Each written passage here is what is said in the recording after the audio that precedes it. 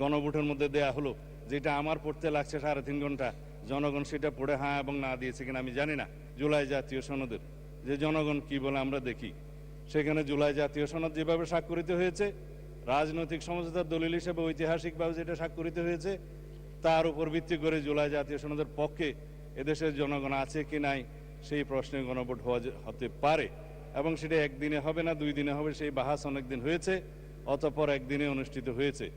এবং সেই ব্যালটে গণভোটে হ্যাঁ এবং না লেখা ছিল, কিন্তু এই আদেশটা মাঝখানে জারি করে আরেকটা প্রশ্ন ওখানে ইন্ট্রোডিউস করে দেয়া হয়েছে যে এই প্রশ্নে গণভোট দেয়া হলো 4টা প্রশ্ন, যে প্রশ্নের মধ্যে একটা বিশাল প্রশ্ন জুলাই জাতীয় সনদের সমঝোতা হয়নি, এটা একটা জবরদস্তিমূলক আরোপিত আদেশ করে সেই আদেশের একটা প্রশ্ন গণভোটের মধ্যে দেয়া হলো, যেটা আমার পড়তে লাগছে 3.5 ঘন্টা, জনগণ সেটা পড়ে হ্যাঁ এবং না দিয়েছে কিনা আমি জানি না।